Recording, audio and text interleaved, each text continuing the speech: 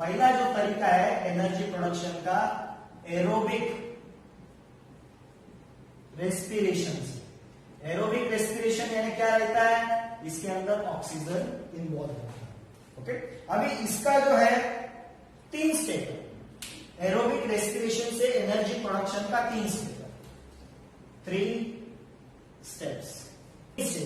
पहला है ग्लाइकोलिसिस, दूसरा है ट्राई कार्बोक्सिलिक एसिड साइकिल, उसको शॉर्ट में टीसीए साइकिल बोला जाता है या फिर क्रेब्स साइकिल भी बोला जाता है। एंड थर्ड है electron transfer chain reaction, electron transfer chain reaction. तो यहाँ पे हम लोग देखने वाले हैं कि एरोबिक रेस्पिरेशन से एनर्जी प्रोडक्शन कैसे होता है। तो उसमें मैंने फर्स्ट क्या है उसका, ग्लाइकोलिसिस, ग्लाइकोलिसिस। ओके, अभी ये ग्लाइकोलिसिस क्या है, तो मैंने यहाँ पे हम लोगों ने बोला था कि हम लोग को एनर्जी किससे मिलता है, कार्बोहाइड्रेट। कार्बोहाइड्रेट का कौन सा कंटेंट, जिसका नाम है ग्लूकोज। ओके, अभी ये ग्लाइकोलिसिस में ग्लूकोज है वो स्टेप बाय स्टेप ऑक्सीडाइज है। ओके, ये ग्लूकोज क्या होता है, सेल के अंदर स्टेप बाय स्टेप ऑक्सीडाइज होता है। ओके, अभी सेल के कौन से पार्ट के अंदर, साइटोप्लाज्म। ओके, ये सेल ऐसा आपको सपोज हम लोग ये सेल लेंगे तो उसका एक न्यूक्लियस रहता है और यहाँ पे बहुत सारा ऐसा एक पार्ट रहता है। ओके, जेली पार्ट या फिर लिक्विड पार्ट, डेंस पार्ट, उसको बोलते हैं साइटोप्लाज्म। तो ये ग्लाइकोलिसिस होता है साइटोप्लाज्म में ग्लाइकोलिसिस होता है। तो क्या होता है, जो ग्लूकोज जो आया है, जो फूड लिया हम लोगों ने कार्बोहाइड्रेट, उसमें से जो ग्लूकोज आया है वो होता है ऑक्सीडाइज, और क्या बनाता है, 2 molecules of pyruvic acid, 2 molecules of ATP, 2 molecules of NADH2 and 2 molecules of H2। तो मैंने क्या बोला, ग्लूकोज होता है ऑक्सीडाइज। कौन करता है उसको ऑक्सीडाइज, ऑक्सीजन ऑक्सीडाइज करता है। क्या बनाता है, 2 molecules of pyruvic acid plus 2 molecules of ATP plus 2 molecules of NADH2 plus 2 molecules of H2। Glucose क्या होता है, ऑक्सीडाइज होता है। ग्लाइकोलिसिस यानी क्या, ग्लूकोज किधर होता है, ग्लाइकोलिसिस साइटोप्लाज्म, ग्लूकोज होता है ऑक्सीडाइज और क्या बनाता है, 2 molecules of pyruvic acid, 2 molecules of ATP, 2 molecules of NADH2 and 2 molecules of CO2। Okay, pyruvic acid का अगर हम लोग को फॉर्मूला देखना है तो फॉर्मूला उसका ऐसा है,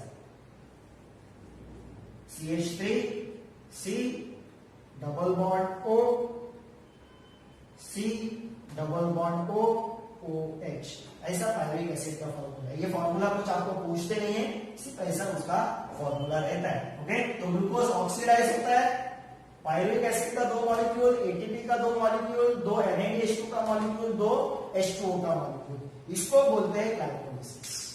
ओके, ग्लाइकोलिसिस में हम लोगों ने देखा क्या हो गया, ग्लाइकोलिसिस किधर होता है, साइटोप्लाज्म में glucose gets oxidized with the help of oxygen and forms 2 molecules of pyruvic acid, 2 molecules of ATP, 2 molecules of NADH2 and 2 molecules of H2O।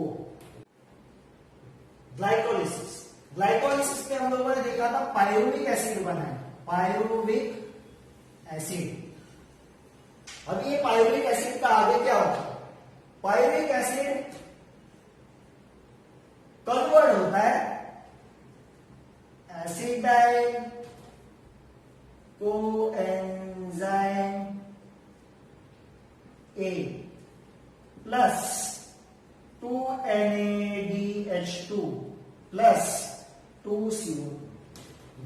Glycolysis में क्या होता है, प्लस पहला ग्लूकोज ऑक्सीडाइज होता है, पायरुविक एसिड बनाता है, एनर्जी बनाता है, एटीपी बनाता है, NADH2 बनाता है, वाटर बनाता है। बाद में ये पायरुविक एसिड का क्या होता है, पायरुविक एसिड कन्वर्ट होता है एसिटाइल कोएंजाइम ए। अब ये एसिटाइल कोएंजाइम ए का बड़ा स्ट्रक्चर है, तो आपको 10th स्टैंडर्ड में नहीं है, सिर्फ आपको यहाँ पे याद रखना है एसिटाइल कोएंजाइम ए बनाता है, NADH2 बनाता है एंड CO2 बनाता है। ये खत्म हो गया है, यहाँ पे हम लोग का ग्लाइकोलिसिस खत्म होता है। ओके, ग्लाइकोलिसिस में पहला ग्लूकोज कन्वर्ट होता है pyruvic acid, pyruvic acid convert होता है एसिटाइल कोएंजाइम ए। जो प्रोसेस है वो है TCA साइकिल, उसको बोलते हैं ट्राई कार्बोक्सिलिक एसिड साइकिल। अभी एसिटाइल कोएंजाइम ये जो बना था साइटोप्लाज्म में, वो आता है माइटोकॉन्ड्रिया में, और माइटोकॉन्ड्रिया में आने के बाद कौन आता है एसिटाइल कोएंजाइम ए।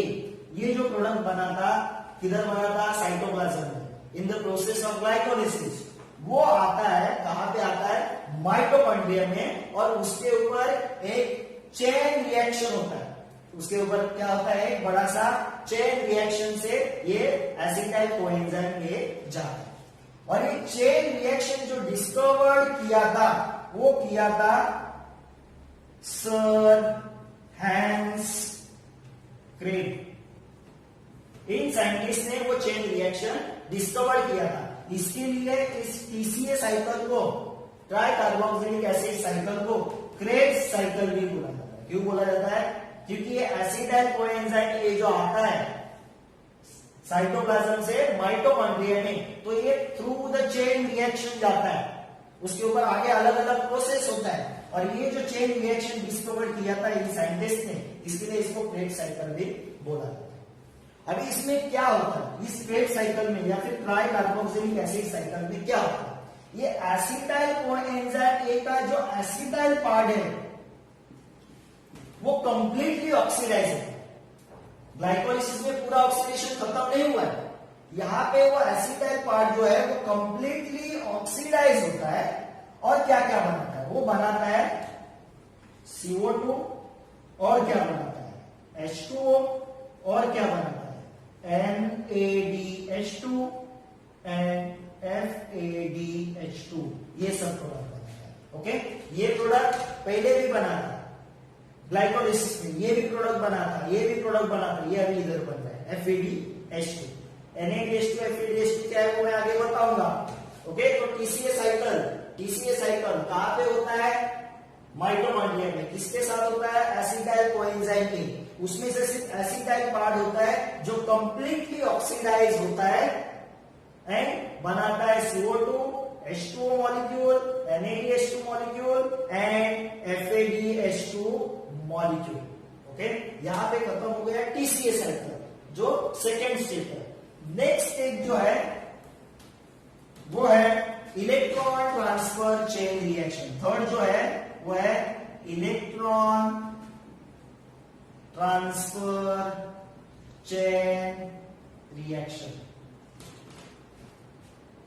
अभी मॉलिक्यूल ऑफ NADH2 जिसको बोलते हैं निकोटिनामाइड एडेनाइन डाइन्यूक्लियोटाइड, ये NADH2 जो बने थे कब बने थे? ग्लाइकोलिसिस में बने थे एंड बाद में TCA साइकिल में बने थे। ओके, अभी NADH2 जो है जिसका नाम है nicotinamide adenine dinucleotide, nicotinamide adenine dinucleotide, और दूसरा और एक बना था FADH2 जिसका नाम है फ्लैविन एडेनाइन, फ्लैविन एडेनाइन, और आगे से dinucleotide, फ्लैविन adenine dinucleotide. Okay, previous में TCA साइकिल में ये दो बने थे NADH2 एंड FADH2। अभी ये जो दो है वो इलेक्ट्रॉन ट्रांसफर चेन में जाते हैं, जहां पे इलेक्ट्रॉन दिया जाता है या फिर दिया जाता है, उस इलेक्ट्रॉन ट्रांसफर चेन में जाते हैं और क्या बनाते हैं। ओके, तो ये जो NADH2 जो है वो क्या बनाता है? 3 molecule of ATP, 3 molecule of ATP, और ये FADH2 जो है वो क्या बनाता है? 2 मॉलिक्यूल्स ऑफ ATP।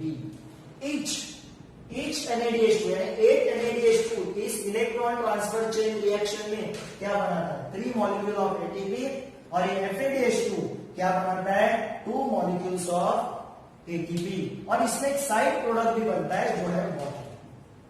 जो है वाटर। ओके, तो इलेक्ट्रॉन ट्रांसफर चेन में कौन इन्वॉल्व होता है? NADH2, nicotinamide adenine dinucleotide. और कौन इन्वॉल्व होता है? FADH2, फ्लैविन adenine dinucleotide. ओके, ये क्या बनाते हैं? हर एक molecule, each molecule of NADH2 forms 3 molecule of ATP and each molecule of FADH2 क्या बनाता है? 2 मॉलिक्यूल्स ऑफ ATP।